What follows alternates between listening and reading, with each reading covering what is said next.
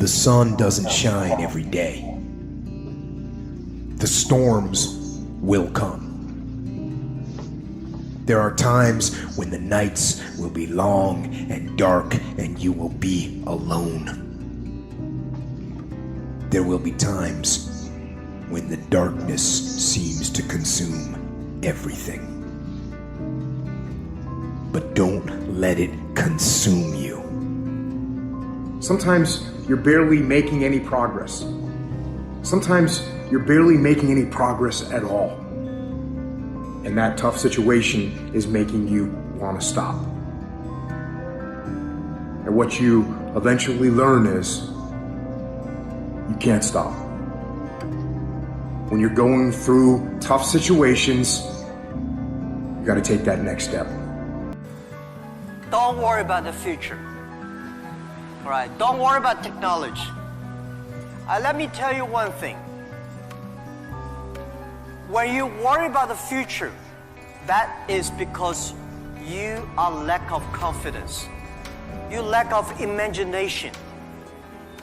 I may not have the solution for future, but there is a solution for future.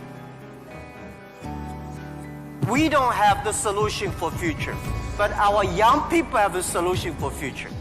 I find in this world, young people don't worry about the future. Older people worry for the future. I found today's successful people, they worry about the future. Let me tell you, future is the opportunity for everybody, especially the opportunity for young people, because we have nothing to lose. Right? This is what I tell myself 18 years ago. 18 years ago, we did not have money, so we have no money to lose. We don't have technology. We have no technology to lose. And then we say, we believe 10, 20 years later, e-commerce, internet will be powerful. If we start to do now, when a lot of successful people don't like technology, don't like internet, we start to do it. 10, 20 years later, we will be the expert. 10, 20 years later, we'll be successful. So I think, don't worry about the future. Prepare for the future. Make your own future. If the truth be told, we were being totally honest. Most of us don't like waiting. Particularly if we're waiting for something to change or something to get better. Waiting can be a very frustrating experience. But the worst kind of waiting of all is waiting on God. When God forces you to wait for things to get better in your life, for things to improve, to change, to reverse, and nothing is happening. And yet, over and over again in the Bible, we're told to wait on the Lord. The most difficult place for you to be in life is in God's waiting room. In God's waiting room. Some of you are in God's waiting room right now. What is God's waiting room? When you're in a hurry for something to happen and God isn't.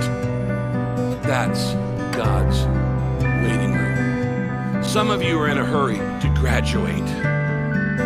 Some of you are in a hurry to get married. Some of you are in a hurry to start a family. Some of you are in a hurry to launch a new business, to close a big deal.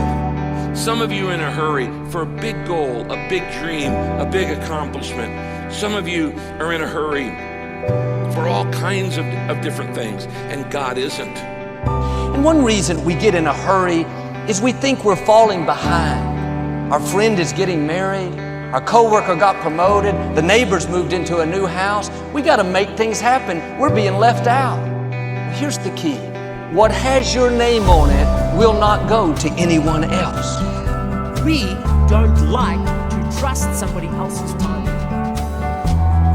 Why? Because we lose control. And so we, rather than trust God, because trusting God means, my goodness, I actually have to trust God, we'd rather go, listen, I like the plan and purpose you have for my life, but can we do it my way? And here's the funny thing, now that I'm a parent, I recognize in my children that they don't like it to wait on my timing. They don't like to wait. They don't like to chill and be patient. But the thing is, if they would just trust my timing, they would recognize it's for their good.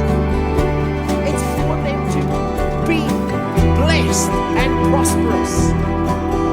And so you can live life frustrated, anxious, stressed out, angry, or you can rest and go, God, I have to trust in your timing.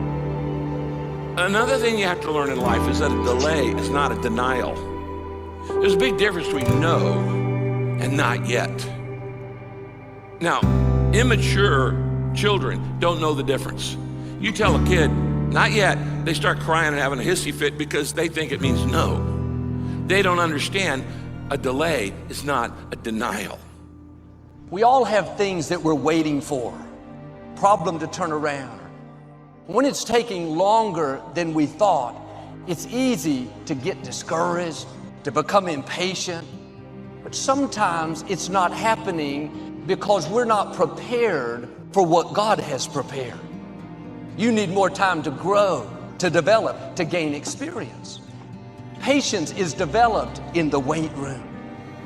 Before you see what God promised, God will send you to the wait room. You may not like it. Other people are in the game, making progress. You're stuck waiting. You may not see anything changing, but something is happening. Patience is working. You're growing, developing, getting you prepared so you can sustain what God has coming. Don't get discouraged because it's not happening as fast as you would like. When He knows you're ready, what you give birth to is going to be much bigger than you've imagined. Maybe you've been praying, being your best, but you don't see anything changing. Have a new perspective. You're in the wait room. You're not falling behind. God has you right where He wants you. Now do your part and wait with a good attitude. Thank you that what you promised is on the way. If you will wait with the right attitude, after patience has done its work, you're going to see promises come to pass.